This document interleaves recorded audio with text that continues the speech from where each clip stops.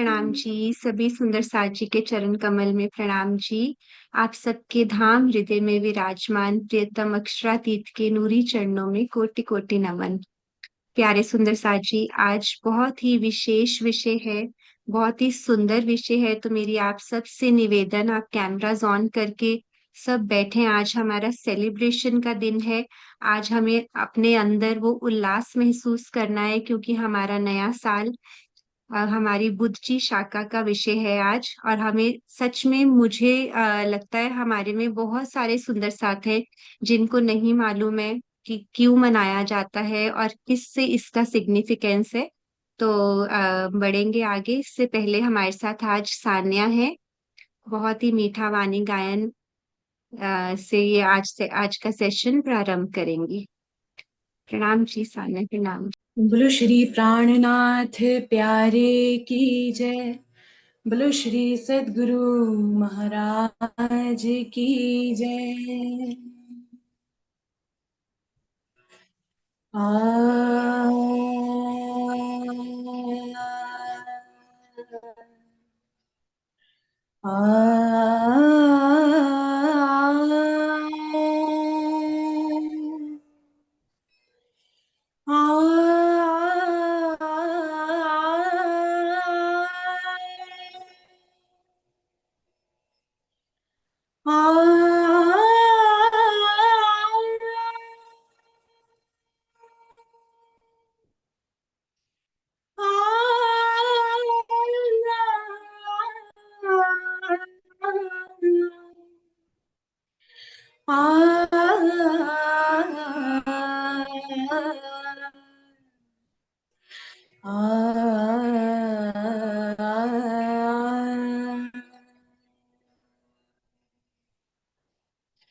देखो नैना नूर जमाए, देखो नैना नूर जमाए, जो रूहों पर सन को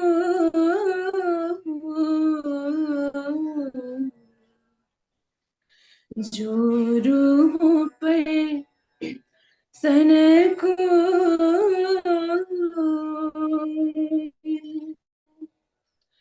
अरवा हो जो अर्स की, अरवा हो जो अर्स की, सो जिन जाऊं खिन भूल, देखो नैना नूर जमां, देखो नैना नूर जमां। गुण नैनों के क्यों कहूँ, गुण नैनों के क्यों कहूँ, रस भरे रंगीले मीठे लगे नरोरे,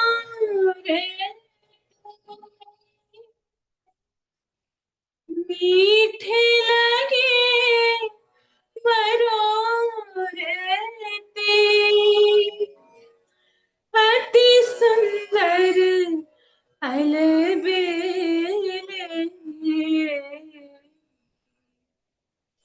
देखो नैना नूर जमां, देखो नैना नूर जमां।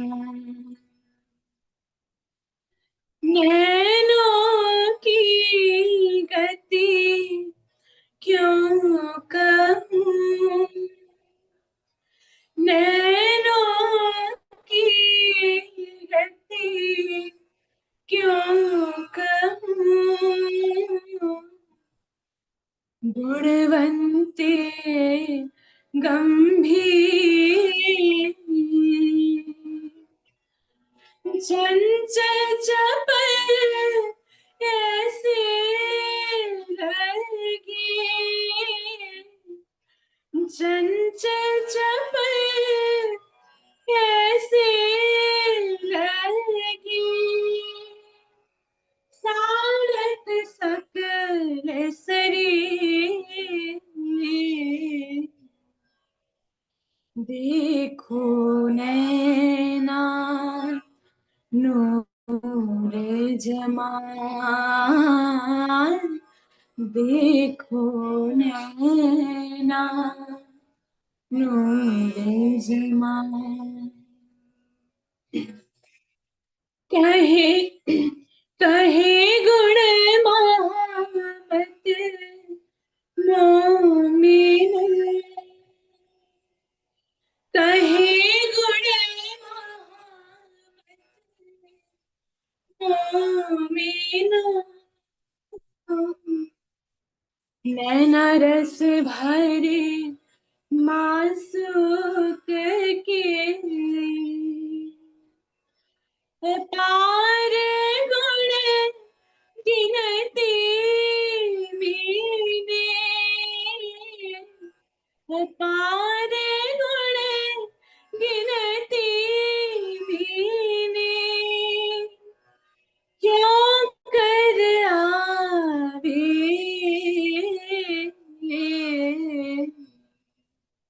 देखो नैना नूर जमाल,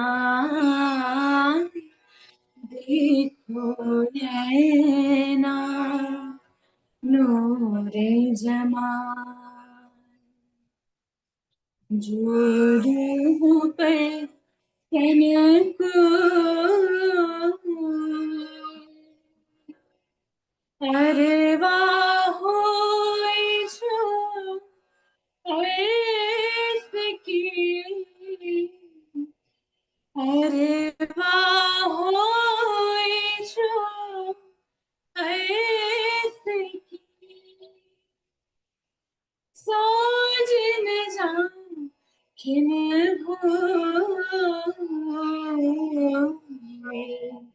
देख नैना नूर जमाल, देखो नैना नूर जमाल, देखो नैना नूर जमाल। बोले श्री प्राणनाथ प्यारे की जय। प्रणाम जी। राम जी, आपके चरणों में बहुत ही मीठा वाणी गायन कि हमें चितवन की तरफ प्रेरित करता हुआ कि किस प्रकार हम ध्यान में बैठें और राज्य के नैनों में खो जाएं।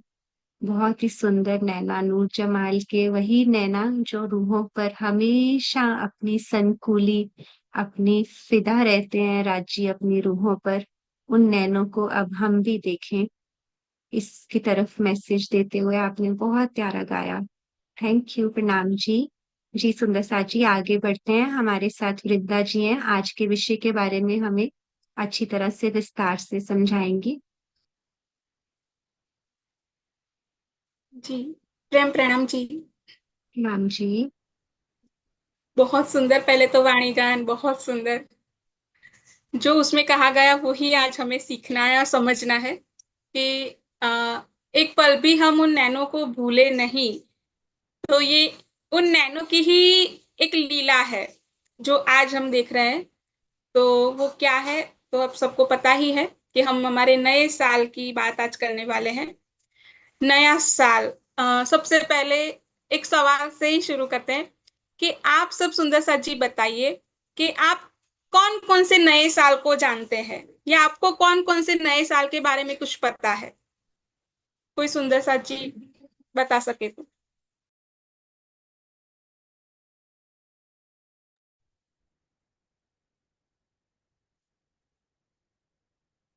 कौन-कौन से नए साल मनाए जाते हैं या किस किस नए साल के बारे में आप जानते हैं? हाँ जी, सलोनी। प्रणाम जी, सुंदर साथ जी। हाँ एक तो हमारा जो हिंदू कैलेंडर के हिसाब से जो नया साल होता है वो हमारा कल से शुरू है। और एक हम बनाते हैं जो इंग्लिश कैलेंडर के हिसाब से हम बनाते हैं, जो कि हम 1 जनवरी को बनाते जी, बिल्कुल। बहुत अच्छा। ये 2 तो चलिए, इसके अलावा कोई किसी को पता है कोई नया साल? हाँ जी, राधे। राधे जी, आप बोलो। अनम्यूट करो। जी,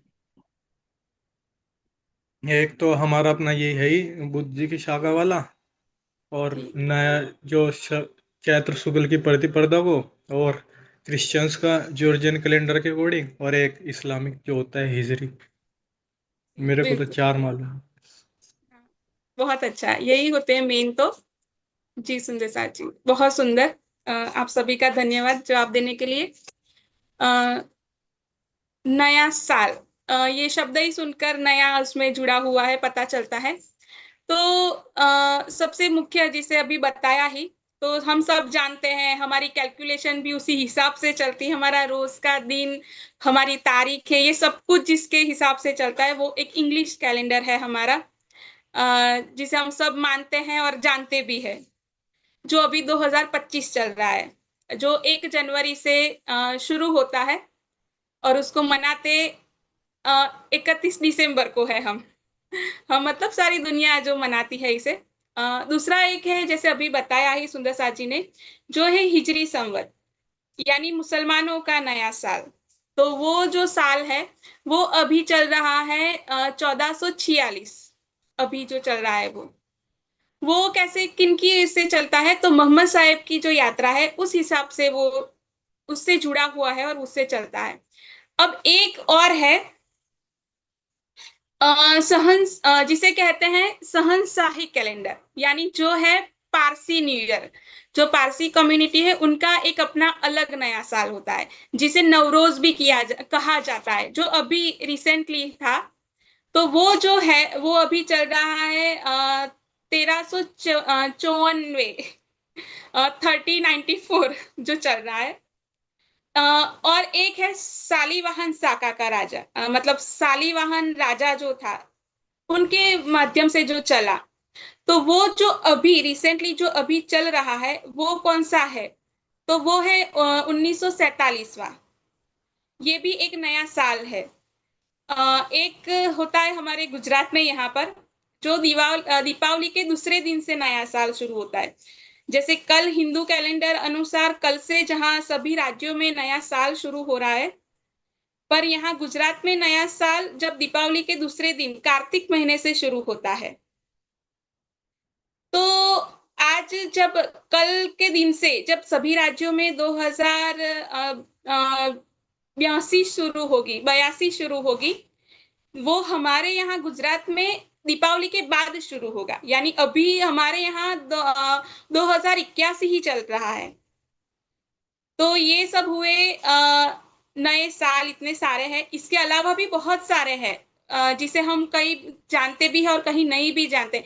जैसे गुजरात में ही हम देखें तो जो कच्छ के साइड है, उनका नया साल एक अलग रीत से मनाया जाता है, अलग है। तो इस तरह से नए साल सबके अलग-अलग बहुत सारे हैं, लेकिन मुख्य हम जो जानते हैं वो मुसलमान के वहाँ से जो चलता है हिजरी संवत। दूसरा है जो इंग्लिश कैलेंडर से जो चलता है ईसवी सन, और एक है विक्रम संवत। जो कल है हिंदू नववर्ष, जो चैत्र शुद्ध शुक्ल प्रतिपद के दिन एकम से शुरू होता है, जिसकी शुरुआत राजा चंद्रगुप्त विक्रमादित्य ने की थी। इसीलिए इसे विक्रम संवत कहा जाता है। उसी राजा के नाम से इसका शुरू हुआ विक्रम संवत। अब इसके अलावा भी जैसे बात की कि बहुत सारे हैं, पर ये मुख्य जो 3 है उसे हमेशा ध्यान में रखें, क्योंकि हमारी सारी गिनती और इससे ही जुड़ी रहती है।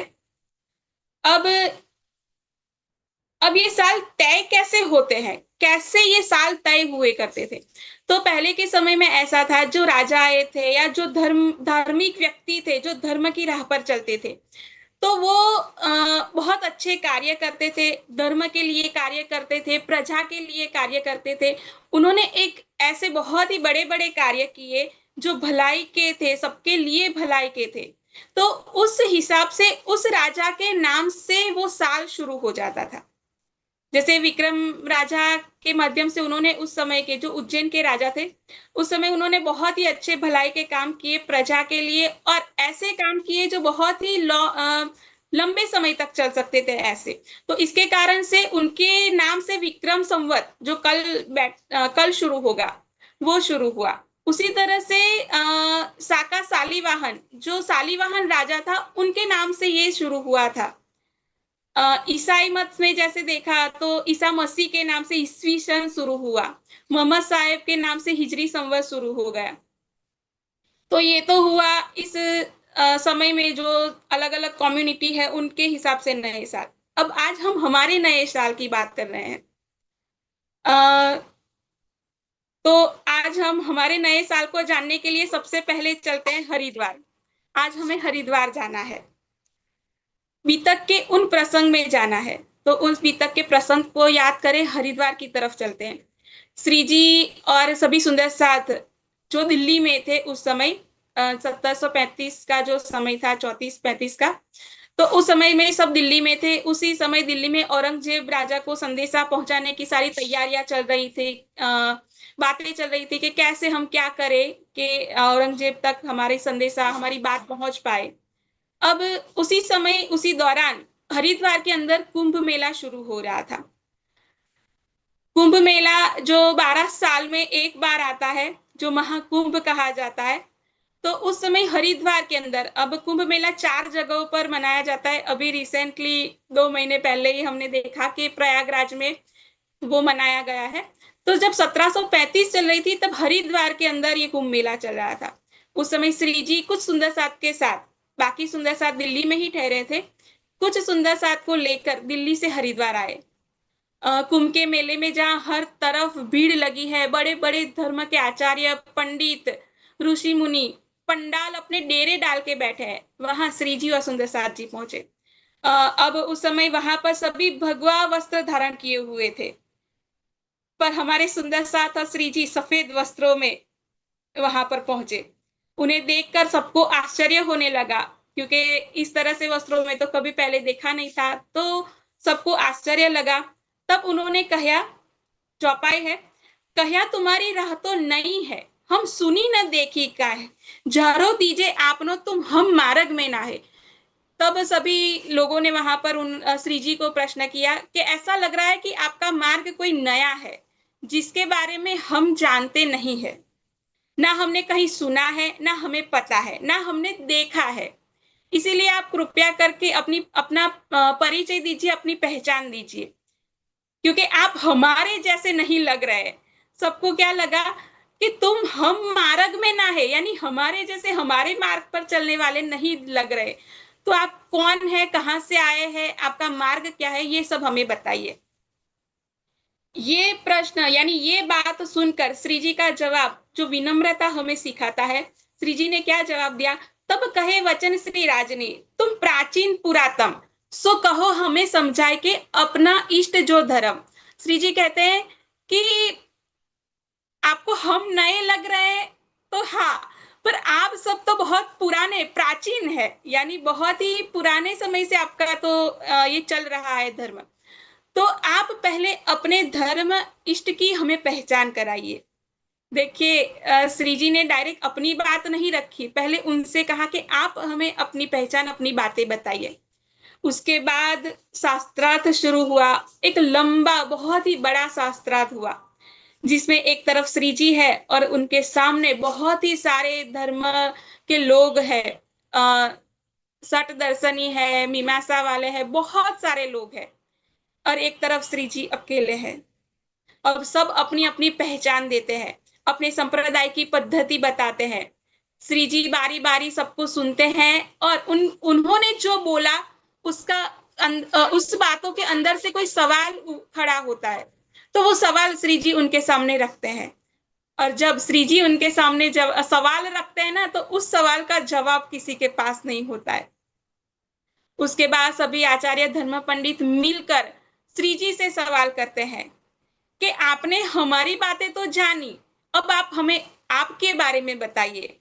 तो उनके सामने 23 प्रश्न रखे जाते हैं, 23 सवाल रखे गए। श्री जी ने उन सारे सवालों के जवाब एक एक करके दिए। ये 23 प्रश्न क्या है, कैसे, उसके बारे में हम अभी बात नहीं कर रहे। उसके लिए जो हमारी निजानंद संप्रदाय पद्धति है, उसे सुंदर साथ जी आप एक बार जरूर पढ़िएगा, तो आपको जवाब भी पता चल जाएंगे और सवाल भी क्या थे वो पता चल जाएंगे। और श्री जी ने जो जवाब दिए वो इस तरह से दिए कि कोई सामने कोई प्रश्न ही किसी को खड़ा ना हो। इतना क्लियर सारी बात श्री जी ने सबके सामने रखी। उस समय का जो साल था वो 11 महीने का अक्षय मास वाला मतलब वो पूरा साल था, यानी 1 महीना कम था। अधिक मास तो सुना होगा कि अधिक मास होता है, यानी 1 महीना ज्यादा होता है, लेकिन उस समय 1 महीना कम था पूरे साल में। और भी शास्त्रों में जो भी गवाहियां लिखी थी श्री विद्याभिनंदन बुद्ध निष्कलंक अवतार के आने की, उसके प्रकट होने पर क्या क्या होगा, तो वो सारे निशान समय हुए, उस समय उसका प्रकटन हुआ। तो वो जो भी शास्त्रों में लिखा था वो सारी बातें सबके सामने आंखों देखी सब देख रहे थे उसे। और उस समय हरिद्वार में सभी बड़ी बड़े धर्मज्ञाताओं ने श्री जी को श्री विद्याभिनंदन बुद्ध निष्कलंक स्वरूप में जाहिर कर दिया। श्री जी ने अपने आप को नहीं किया, धर्म के जो लोग थे बड़े बड़े, उन्होंने श्री जी को कि आप ही वो आखिरी जो अवतार कहा गया है श्री विद्याभिनंदन का, वो आप ही है, आप ही वो निष्कलंक है, श्री विद्याभिनंदन बुद्ध है। और उस समय जो विक्रम संवत 1735 चल रहा था, उस चैत्र सुद एकम को विद्याभिनंदन बुद्ध जी शाखा शुरू हुई। यही है हमारा नया साल, कि उस समय से जो विक्रम संवत 1735 थी, शाखा शालिवाहन जो 1601 लगने वाला था, 1600 खत्म हुआ और 1601 शुरू हो रहा था। तो उसी समय में जो शालिवाहन राजा की ध्वजा लहरा रही थी, उसे हटाया गया और बुद्ध जी शाखा की ध्वजा वहां फहराई गई, लहराई गई। और उसी दिन से वहां श्री जी की सबने आरती भी उतारी, जो हम सेवा पूजा के बाद बोलते भी है, भाई नेरे नवखंडो आरती, श्री विद्या अभिनंदन की आरती, प्रेम मगन होए उतारती, सखी आप पिया परवारती। सभी लोगों ने वहां श्री जी की आरती उतारी। उसी प्रकरण की एक चौपाई है, पिया हुक्मे गावे महामत उड़ाए असत थाप्यो सत, सब पर कलश हुओ आखिरत, भई नेरे नवखंडो आरती। ये आरती हमें ये लग रहा है कि सिर्फ हरिद्वार में किसी घाट पे उतर रही है, तो नहीं, ये तो भई नेरे नवखंडो आरती है, ये तो 9 खंडों में गाई गई आरती है।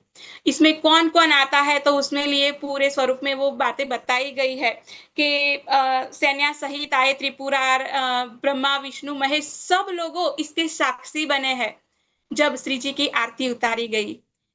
विजया अभिनंदन, ये जो शब्द है, इसी समय से हरिद्वार से श्री जी को विद्याभिनंदन बुद्ध निष्कलंक स्वरूप में जाहिर मतलब हुए वो, और सबने उनको स्वीकार किया। इसका आप संधि करेंगे मतलब अलग करेंगे, तो इस शब्द से ही हम बहुत कुछ सीख सकते हैं।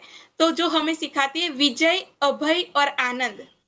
विजय वही होता है जो अभय निडर होता है, और जब विजय होते हैं तो उसी से आनंद की प्राप्ति होती है। तो बस हरिद्वार में यही प्रसंग बना।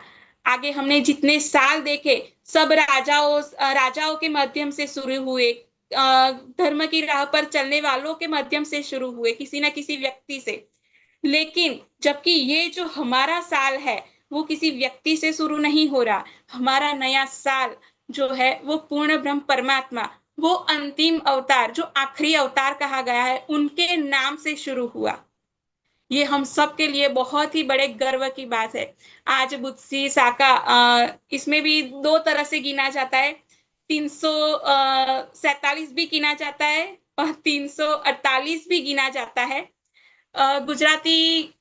गुजराती महीने यानी गुजराती नए साल में और बाकी राज्यों के साल में ये तफावत है, 6 महीने का अंतर है दोनों सालों के बीच में। इसलिए गुजरात के माध्यम से देखेंगे तो ये 347 है और दूसरे राज्यों के माध्यम से देखेंगे तो 348 ये शुरू हो रहा है। इसके आगे हमने एक टॉपिक लिया था जागो और जगाओ का। एक होता है हफ्ता, एक होता है महीना और एक होता है साल और एक होती है सदी। 100 वर्ष जब पूरे होते हैं तब एक सदी कही जाती है। हमारे नए साल की अगर हम इनको 347 गिनते हैं या 348 गिनते हैं, जो भी गिने, यानी 300 साल से ऊपर हुआ, यानी ये हमारी कौन सी सदी गिनी जाएगी? तो ये तीसरी सदी चल रही है और चौथी बहुत नजदीक है। अब हमारे पास पता नहीं कितना समय है, यानी हमारे पास अब सिर्फ लम्हे हैं। हम इसे ना हफ्तों में गिन सकते हैं, ना महीनों में, ना सालों में गिन सकते हैं। बस ये हम यही समझ के चल सकते हैं कि हमारे पास बस कुछ लम्हे हैं। सदियां गुजर गई है, अब ये लम्हे गुजर न जाए, हमारे नए साल को लोग जाने, क्योंकि आज भी हम बुद्धजी साका को बहुत ही कम लोग जानते हैं। सबको इसके बारे में इतना पता नहीं। ईस्वी सन को जैसे सबको पता है 2025, क्योंकि सब इसी के दौरान चलते हैं, इसी के अंदर चलते हैं। लेकिन ये बुद्धजी साका है, उसके बारे में, यहाँ तक कि हिंदू वर्ष को भी लोग तो इतना नहीं जानते हैं, तो बुद्धजी साका को तो सब कहाँ से जानेंगे। तो हमारा ये प्रयास जो जागो जगाओ है, उसमें हमारा ये एक प्रयास रहे कि लोग हमारे इस नए साल को जाने। तो उसके लिए हम क्या कर सकते हैं, वो हम खुद इसे छोटे छोटे कदमों से आगे बढ़ा सकते हैं। जहां हरिद्वार के उस प्रसंग में धनी ने सबके बीच अकेले अपने आप को जाहिर कर दिया, अब हमारी बारी है कि हम सब मिलकर धनी को आज संसार में जाहिर करें। भले छोटे छोटे कदम भरे, लेकिन ये प्रयास हमारा चालू रहना चाहिए। तो कैसे करें? तो महत्तम मतलब हिंदू जो नया वर्ष है, वो कहाँ कहाँ हम देख पाते हैं? तो सबसे ज्यादा तो शादी के कार्ड में ही ये यूज होता है। बाहर के तो मुझे पता नहीं इतना, लेकिन गुजरात में तो अगर विक्रम संवत देखी जाए, अगर आपको कहीं देखने को मिलेगी कि कहाँ विक्रम संवत आप देखेंगे, तो वो सिर्फ और सिर्फ शादियों के कार्ड में, यानी किसी के घर में कोई प्रसंग हो उसी के कार्ड में दिखेगी कि विक्रम संवत ये है। बाकी कहीं आपको विक्रम संवत भी इतनी अब नहीं दिखाई देती है। तो जब भी हमारे पास ऐसे मौके हाथ में आए, तो हम विक्रम संवत को आगे न करके अपने बुद्धजी साका को सबके सामने रखे कि जहां जहां ये बात जाए तो सबको ये तो पता चले कि बुद्धजी साका करके कोई साका भी चल रहा है और ये अभी इतना मतलब ये चल रहा है, जिस समय हम उसको सबके सामने रखे तब।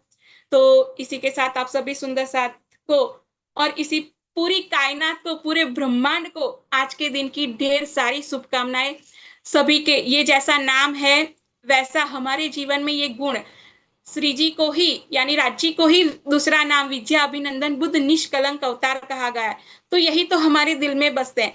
तो जो गुण उनके हैं, वही गुण हमारे दिल में भी हो, तो हमारे दिल में भी वो विजय हो, अभय हो और वो आनंद ही आनंद हो। तो इसी शब्दों के साथ आप सभी सुंदर साथ जी के चरणों में प्रेम प्रणाम जी।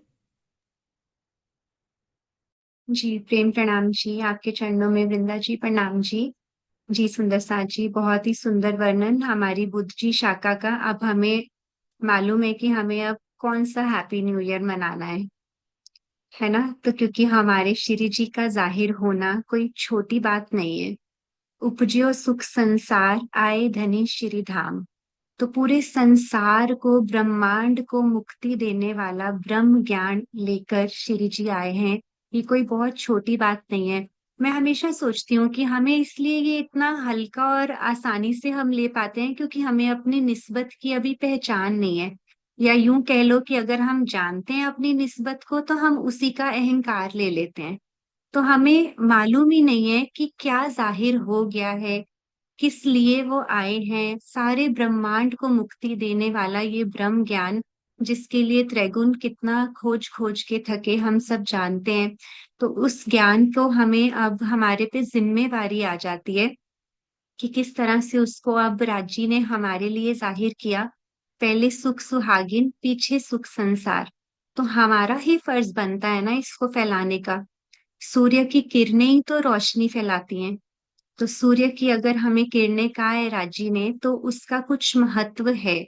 तो वो प्रेम का सागर अपनी लहरों के लिए जो अब तक कर चुका, अब लहरों का भी तो है ना, उसी के बीच में वापस लौट जाना पूरे संसार को उसके बारे में बताकर। तो बहुत बड़ी शोभा राजी ने हमें दी है, लेकिन हमें इस शोभा का अब धनी के प्रति रेसिप्रोकेशन करने का हमारा टाइम है अब। तो इसलिए बहुत ही प्यार से आपने समझाया वृंदा जी। सुंदर साथ जी, कोई भी युवा सुंदर साथ के हृदय में कुछ डाउट है, जैसे ये टॉपिक कुछ कैलेंडर को लेकर, कुछ डेट्स को लेकर, तो आप पूछ सकते हैं। जैसे विक्रमी संवत से देखा जाए तो 2081 चल रहा है ना शायद से वृंदा जी। मतलब 1735 से अगर हम विक्रमी संवत से देखते हैं तो 2081 चल रहा है ना अभी। जी, 82 कल 82 हाँ होगा। हाँ, तो कल 82 शुरू हो जाएगा।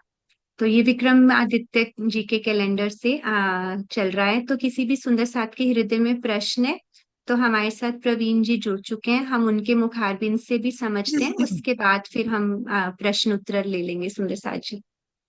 प्रणाम जी। प्रणाम जी प्रवीण जी। प्रणाम सुंदर साथ जी।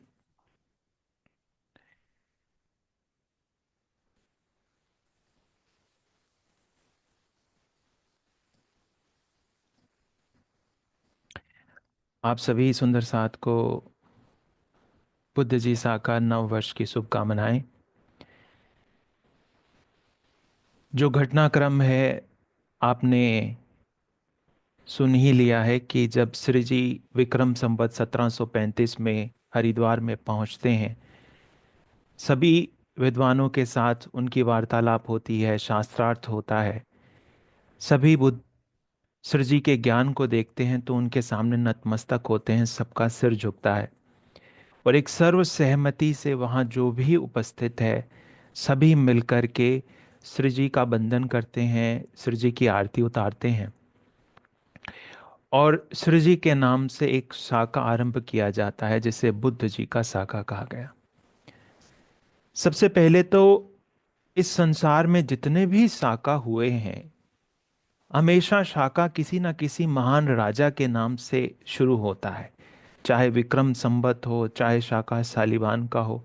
पश्चिम में जरूर ईसा मसीह के नाम से जो है ईसा चलता है, लेकिन भारत के अंदर, पूर्व के अंदर श्री जी अलौकिक ऐसे व्यक्तित्व हैं जिनके नाम से एक शाखा आरंभ होता है।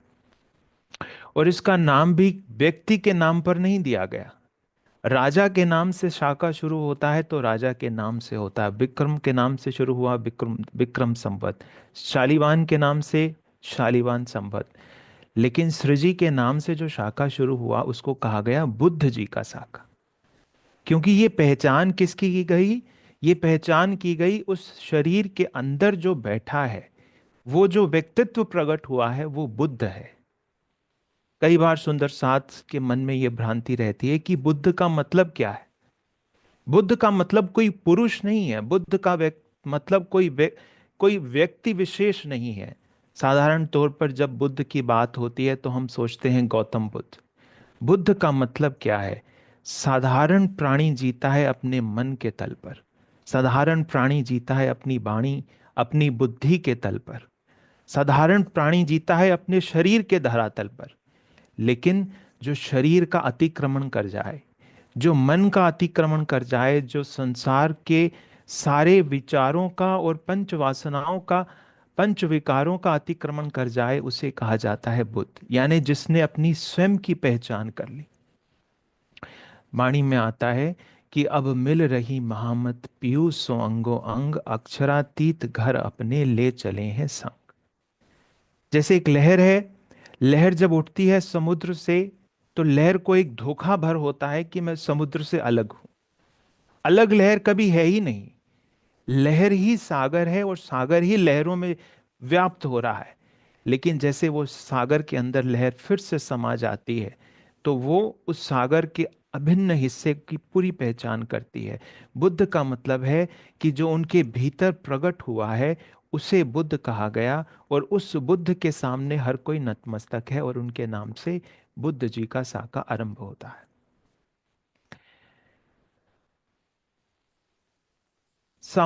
साधारण तौर पर नया साल लगता है, नया सप्ताह लगता है, नया महीना आता है, सभी सुंदर साथ कुछ ना कुछ रेजोल्यूशंस लेते हैं कि अब नया साल लगा है, आज से हमने ये रेजोल्यूशंस लिए हैं, हम इन पर जो है पूरी तरह से इन्हें अपने जीवन में उतारने का प्रयास करेंगे। आज हम ये विचार कर सकते हैं कि बुद्ध जी का नया साका शुरू हो रहा है, अब हम अपने जीवन में क्या बदलाव लेकर के आए, कौन सी ऐसी चीजें हैं जिन्हें अपने जीवन में उतारने का आज के दिन हम संकल्प लें। लेकिन आपने देखा है कि हम जब भी संकल्प लेते हैं, नया साल शुरू होता है, नया हफ्ता शुरू होता है, 2 दिन 4 दिन हमारे मन में उत्साह रहता है, लेकिन फिर से ढात के 3 पात जहां से हम शुरू होते हैं वहीं पर आकर के हमारी सुई अटक जाती है। लेकिन सोचना ये चाहिए कि मैं नया करने का संकल्प क्या लूं, क्या विचार करूं, क्या ऐसा मैं संकल्प लूं कि मेरा जीवन परिवर्तित हो। यदि आप अभी तक के पूरे घटनाक्रम को देखें, साल तो कितनी बार जीवन में बदलते हैं, दिन भी कितने बदलते हैं, ऋतुएं भी कितने बदलते हैं, लेकिन असली बदलाव क्या होता है? असली बदलाव होता है जब हम अपने आप को बदल डालें। आपकी कितनी आयु हो गई, कितने सालों को आपने देखा। शास्त्रों में कहा जाता है कि जन्मना जायते शूद्र, कि जन्म से हर व्यक्ति शूद्र ही पैदा होता है। साधारण तौर पर समाज में जो जाति व्यवस्था है उसे जन्म के नाम से लोग मानते हैं, जो पूरी तरह से गलत है। शास्त्र कहता है जन्मना जायते शूद्रः संस्कारात् द्विज उच्यते, कि हर कोई शूद्र की तरह ही पैदा होता है, लेकिन जब वो संस्कारों को धारण करता है, जब उसके जीवन में ज्ञान का उदय होता है, तो द्विज उच्यते, उस दिन जो है द्विज का जन्म होता है। हमारे शास्त्र कहते हैं कि हम 2 बार जन्म लेते हैं। पहला जन्म जो होता है वो हमारी माँ के गर्भ से होता है, लेकिन जो दूसरा जन्म है, दूसरा जन्म होता है ज्ञान रूपी गर्भ से जब हम निकलते हैं, और वही वास्तव में हमारा पूरी रूप से जन्मना कहा जाएगा। वही पूर्ण जन्म है जब हमने अपने आप को परिवर्तित कर दिया। मैंने कई बार ललिता का उदाहरण देता हूं। ललिता सखी सिर जी को कहती है कि कारी कुमत कूब कुचल कठिन कठोर हूं नारी, कि सिर जी मैं कारी हूं, मैं कुमती हूं, कठिन हूं और कठोर हूं, आत्म मेरी निर्मल करके सहजे पार उतारी। लेकिन जब से मुझे आपका संपर्क मिला, जब से हम आपके सानिध्य में आए, हमने आपके ज्ञान को सुना, हमने उस ज्ञान को अपने जीवन में आत्मसात किया। ललिता कहती है कि वो जो हृदय की मेरी कठोरता थी, कठिन कठोर हूं नारी, कि जो मेरे मन में कठिनता थी, जो मेरे मन में कठोरता थी, अब वो समाप्त हो गई, और आत्म मेरी निर्मल करके सहजे पार उतारी। आपने मेरी आत्मा को एक नया जन्म दिया, आपने मेरी आत्मा को निर्मल कर दिया। ये क्या है? ये बदलाव है। ललिता का एक जीवन है सृजी से मिलने से पहले का, और एक जीवन है सृजी से मिलने के बाद का। दोनों जीवन में आपको बिल्कुल 360 डिग्री का अंतर मिलेगा। और ललिता ये खुद स्वीकार करती है कि आपसे मिलने से पहले मैं कठिन थी, कठोर थी, कुमति थी, कुबज, यानी कि मेरे मन में अनेक विकार थे। लेकिन आपका ज्ञान मिला, आपने हृदय में भक्ति और प्रेम के जो बीज बोए, उससे ललिता पूरी तरह से बदल गई। ये है अपने आप को पूरी तरह से बदल डालना। इसे कहा गया कि आपका दोबारा जन्म हुआ। तो आज बुद्ध जी के इस शाखा पर हम सभी सुंदर साथ अपने हृदय में ये संकल्प सजाएं कि जन्म तो बहुत हुए, और इस जन्म में भी हमने अनेक वर्ष देखे, एक लंबी आयु हमारे सामने से बीत गई। जीवन के हर रंग को हमने देखा है, उतार को देखा, चढ़ाव को देखा, सुख को देखा, दुख को देखा, हानि को देखा, लाभ को देखा, यश को देखा, अपयश को देखा। लेकिन अब मैं ऐसा संकल्प करूं कि मेरा जीवन पूरी तरह से परिवर्तित हो। और जिस तरह से ललिता सखी के घर में सिर जी आते हैं, आज इस ज्ञान के माध्यम से हम सभी के सामने भी वो अवसर पैदा हुआ है। आज हम सबके सामने अवसर है कि हम इस ज्ञान को कितना अपने हृदय में आत्मसात करते हैं। सर जी ने वाणी के अंदर ज्ञान, प्रेम और भक्ति की जो त्रिवेणी बहाई है, आज चाहे वाणी हो, चाहे टीका हो, चाहे धर्म ग्रंथ हो, चाहे किताबें हों, चाहे सोशल मीडिया हो, आज वो त्रिवेणी हर सुंदर साध के घर घर में पहुंच गई है।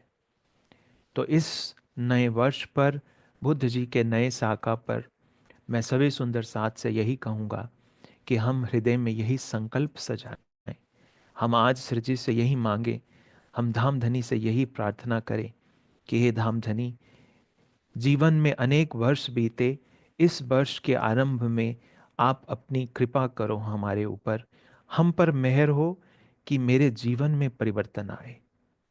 वाणी कहती है कि कृपा करो तो जागी जागे।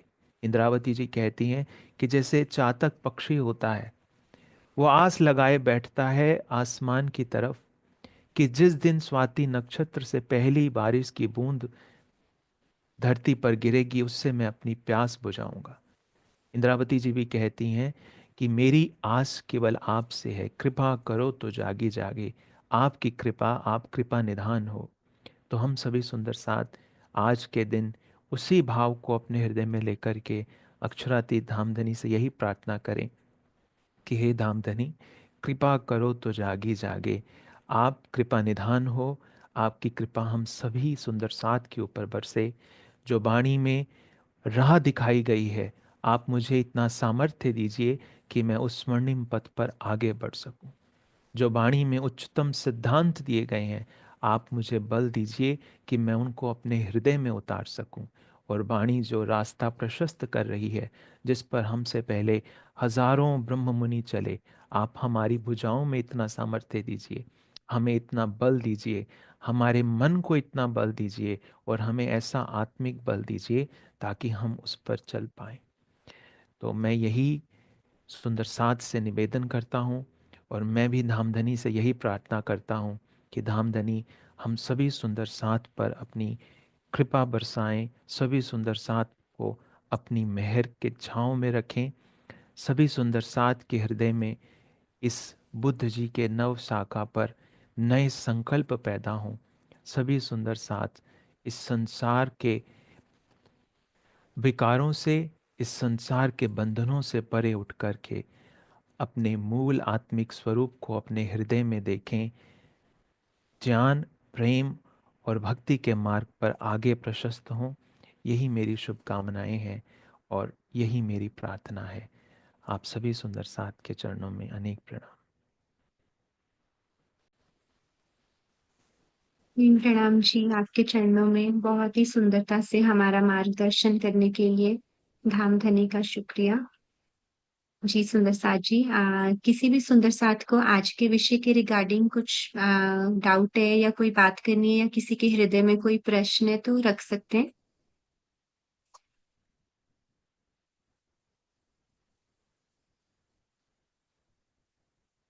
तो कल की सुबह हमारे लिए बहुत स्पेशल होने वाली है क्योंकि हम नए नए संकल्प अपने हृदय में धारण करेंगे।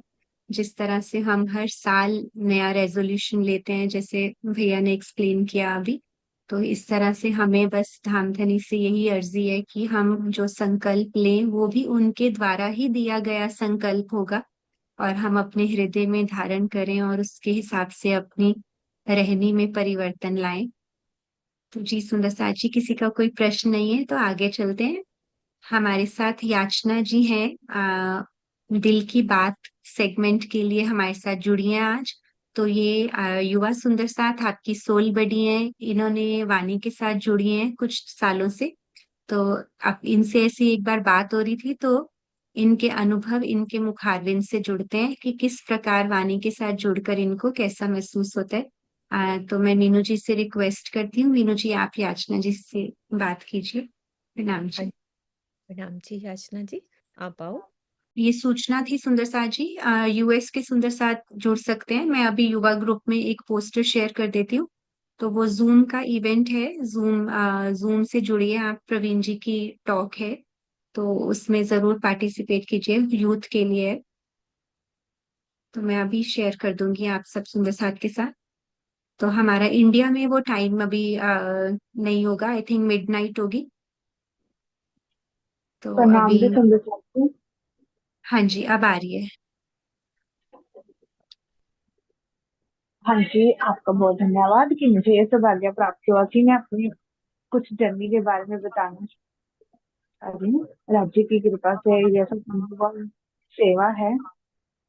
तो ऐसा था कि जब हम बिल्कुल मतलब फोर्थ फिफ्थ क्लास में होते थे तो हमें कुछ नहीं पता था कि राज्य क्या है क्या नहीं है। तो सिर्फ हम उनकी सेवा में ऐसे ही भोग लगाते थे, कुछ करते थे, बिल्कुल सिंपल तरीके से, जैसे एज सभी देवी देवताओं को पूजते थे तो उनको भी। तो फैमिली में दादी जी और दादाजी ने तारतम दिया हुआ था, तो उन्होंने कभी ऐसा बताया नहीं कि मतलब कि क्या है राज्य क्या है। बड़े महाराज जी का स्वरूप घर में रहता था, तो कुछ इतना बिल्कुल नहीं पता था। यहाँ पर मतलब शुरू से ना सामूहिक वो होती है बीतक रखी जाती थी, हर महीने एक महीना रखी जाती थी। वो भी मैंने 5-7 साल सुनी है पूरे अच्छे तरीके से। तो तब भी इतना कुछ समझ में नहीं आता था। आते जाते थे, भोग लेके घर आ जाते थे, बस इतना ही था। थोड़ा बहुत कुछ बस ऐसे ही कि क्या है क्या नहीं, कुछ बिल्कुल नहीं पता था। तो 2 साल पहले ऐसे ही सुषमा बुआ ने हमें बीतक दी थी, बड़े महाराज जी की दी थी बीतक। तो हमने वो पढ़ी। उससे पता चला कि हाँ जी, बड़े महाराज जी कौन थे, कैसे मतलब परमात्मा की खोज में कैसे जुड़े, क्या कर रहे थे, ये सब उनकी बीतक में अच्छे से पढ़ा। तो उसके बाद फिर धीरे धीरे तो सुषमा बुआ ने हमें वाणी दी, तो मैंने वाणी पढ़नी शुरू की। ऐसा बहुत कुछ होता था कि मतलब जैसे दुनिया है ना, वो सिर्फ चमत्कारों के पीछे दौड़ती है, उनको कुछ नहीं चाहिए, कि उनको सिर्फ जहाँ से उनको कुछ चाहिए, उनको कुछ नहीं है।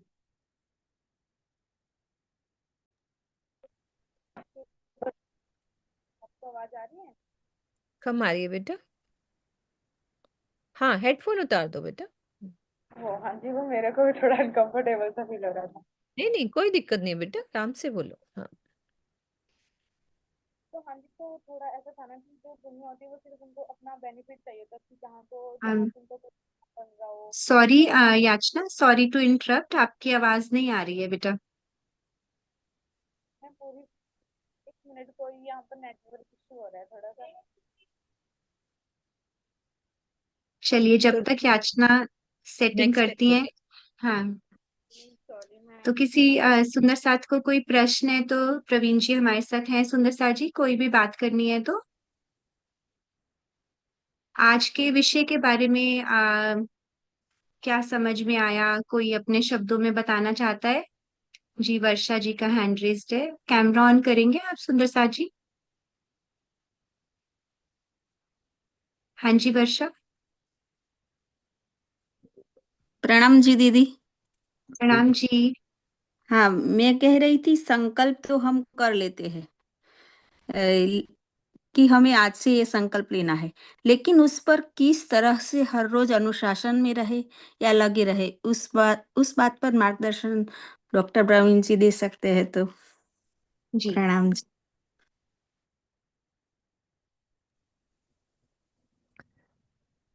प्रश्न है कि हम संकल्प तो कर लेते हैं लेकिन उस संकल्प के ऊपर अडिग होकर के हम चल नहीं पाते हैं, तो क्या करें? देखिए, ऐसा है, एक छोटा सा दृष्टांत है। एक कवि हुए आगरा के अंदर। उनका नाम था, पूरा नाम में मुझे अभी याद नहीं है, लेकिन आखिरी में उनको हैदराबादी कहा जाता था। तो बड़े विख्यात थे, उनकी जो कविताएं थी, हर कोई उनका मान करता था। नवाबों का वो दौर था, राजाओं का समय था। तो हैदराबाद के एक निज़ाम ने उनको निमंत्रण भेजा, क्योंकि वो जो कवि थे वो अपनी कविता का कभी पैसा नहीं लेते थे। उन्होंने कभी धन नहीं लिया, तो स्वाभाविक रूप से जो भी कोई देता वो उसी में गुजारा चलाते। बड़े निर्धन थे, घर पे भोजन नहीं था, कपड़ा पहनने के लिए नहीं था, सिर पर छप्पर नहीं था। तो जैसे राजा को बात पता चली, उन्होंने सोचा कि इतने महान व्यक्तित्व हैं, इतनी सुंदर कविताएं लिखते हैं, क्यों ना मैं इनको राज घराने में ही बुला लूं, राज दरबार में ही बुला लूं। उनकी जो है गरीबी भी दूर हो जाएगी और समाज को भी लाभ मिलेगा। तो जैसे ही उन्होंने खबर भिजवाई उन कवि के पास, उन्होंने कहा कि मेरा आगरा में रहने का केवल एक ही कारण है कि मुझे ताजमहल बहुत पसंद है। मैं तभी वहां आ सकता हूं जब आप ताजमहल को अपने साथ वहां पर ले आए। अब ये तो संभव ही नहीं था, ताजमहल को आगरा से हैदराबाद कैसे लेकर के जाया जाए। लेकिन राजा ने सोचा कि जो कवि हैं थोड़े बूढ़े हो गए हैं, तो ऐसी बहकी बहकी बातें करते हैं, किसी तरह से आप उनको समझा बुझा करके ले आइए।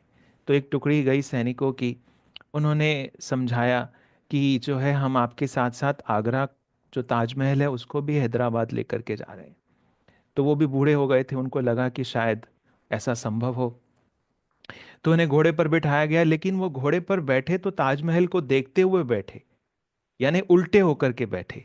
घोड़ा जिस दिशा में जा रहा था उससे उल्टे होकर के, क्योंकि उनका इतना प्रेम था, वो एक नजर भर के लिए भी उसको अपनी आंखों से ओझल नहीं होना देना चाहते थे। तो फिर जैसे घोड़ा चलता गया, उनको दूर से ताजमहल दिख तो रहा है, लेकिन जैसे जैसे दूर होते गए उनकी जो नजर थी ओझल होती गई, ताजमहल ओझल होता गया। फिर एक समय ऐसा आया जब ताजमहल दिखना ही बंद हो गया। तो फिर कवि को बात समझ में आ गई कि ताजमहल को ले जाने का कोई उपाय नहीं है। तो उसने राजा के सैनिकों से पूछा कि ताजमहल तो यही है, ताजमहल के बगैर मैं नहीं रह सकता। तो फिर सैनिकों ने समझाया कि आप ताजमहल का मोह छोड़िए, आप अपनी दरिद्रता देखिए, गरीबी देखिए, आपके पास भोजन नहीं है, आपके पास कपड़ा नहीं है, आपके पास घर नहीं है, आप सब कुछ जो है अपना गंवा बैठे हो एक ताजमहल के मोह में। आप राजा के पास चलो, राजा आपको सब कुछ देगा। ताजमहल तो एक इमारत भर है। लेकिन उस कवि ने कहा कि मेरा प्यार जो है, मेरा जो प्रेम है ताजमहल से है। मैं उसको एक इमारत के रूप में नहीं देखता, एक प्रेम की प्रतिमा के रूप में देखता हूं। उन्होंने जाने से मना कर दिया। ये इतिहास की सच्ची घटना है।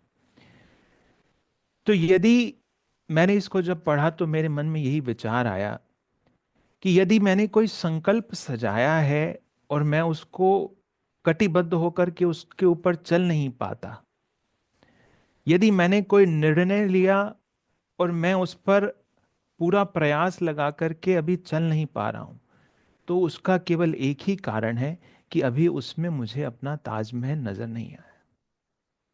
जब हम अपने जीवन का ताजमहल ढूंढ लेते हैं तो फिर हम उस कवि की तरह अपना सब कुछ देने को तैयार हो जाते हैं, चाहे घर हो, चाहे कपड़ा हो, चाहे संसार के सारे संसाधन हो।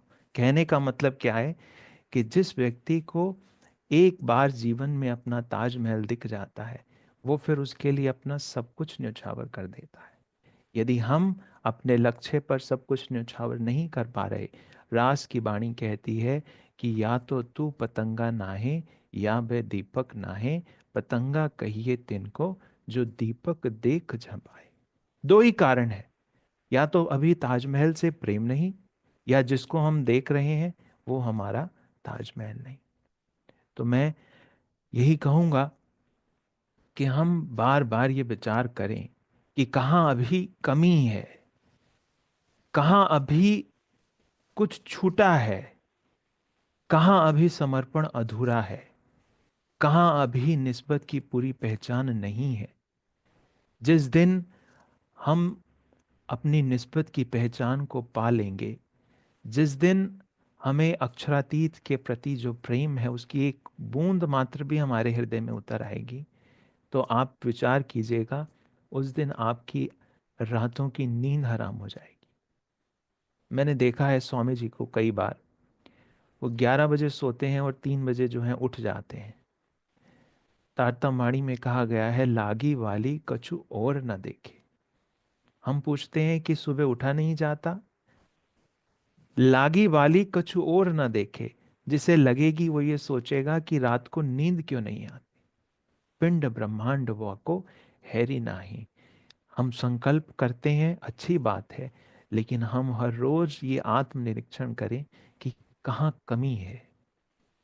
यदि उस रास्ते पर पूरी तरह से नहीं चल पा रहे तो कहते हैं ना कि कमी हमारे भजन में, कहीं ना कहीं कोई कमी है, कहीं ना कहीं अभी भी संसार से एक उम्मीद लगी हुई है, कहीं ना कहीं अभी भी संसार के सुख सुविधाओं में रस मिलता है, कहीं ना कहीं अभी भी जो बंधन है उसमें बहुत गांठें पड़ी हुई हैं। तो उन बंधन को ढूंढिए, उन गांठों को खोजिए, एक एक करके उन गांठों को खोलते जाओ।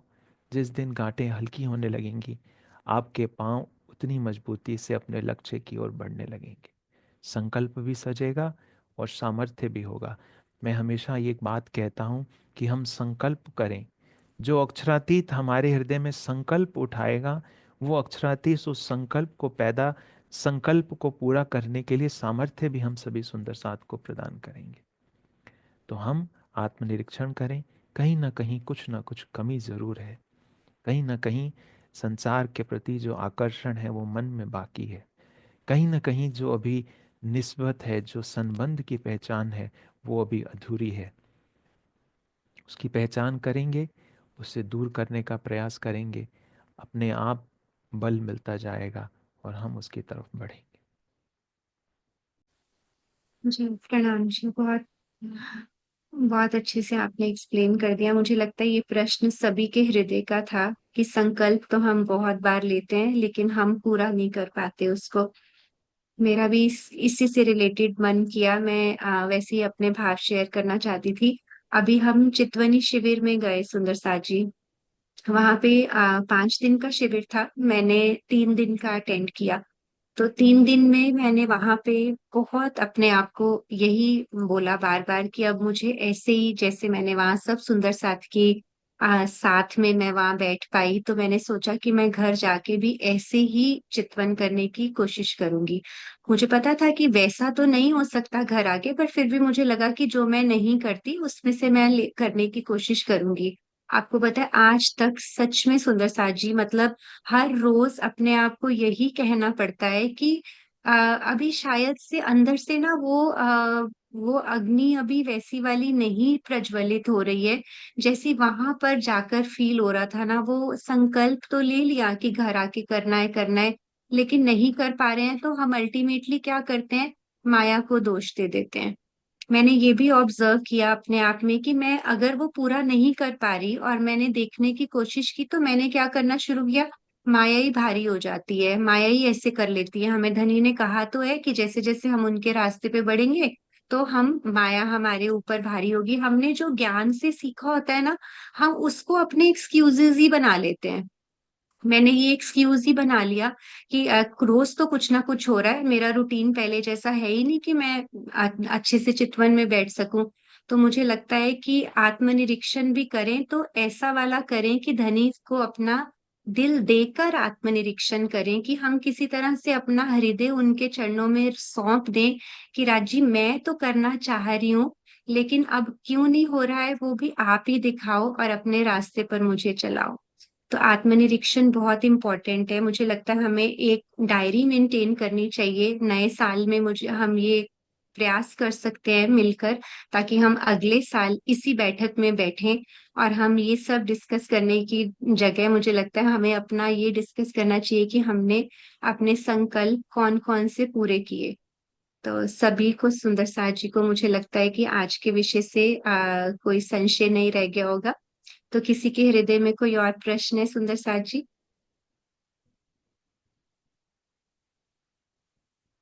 तो सभी को बहुत बहुत बधाई। कल से हम अपना संकल्प के साथ, आत्मनिरीक्षण के साथ, बड़े प्रेम से धनी के चरणों में अपना हृदय समर्पित करके फिर फिर देखेंगे कि किस तरह से हम उनका प्रेम डबल ट्रिपल, धनी ने कहा है ना कि मैं जी जी करूं 10 बेर। तो एक बार उनके राह पर चलना शुरू करेंगे तो कैसे धनी तो मेहरों के सागर है, हम पर प्रेम बरसाने आए हैं, तो हमारे पास यही सुनहरा अवसर है। तो वृंदा जी ने बहुत प्यारा कहा कि अब कुछ लम्हे ही बाकी हैं हमारे पास, तो उनको जी लेते हैं। तो सभी सुंदर साथ जी के चरणों में प्रणाम जी। जयकारा लगाते हैं मीनू जी। बोलिए श्री प्राणनाथ प्यारे की जय, श्री सतगुरु महाराज की जय।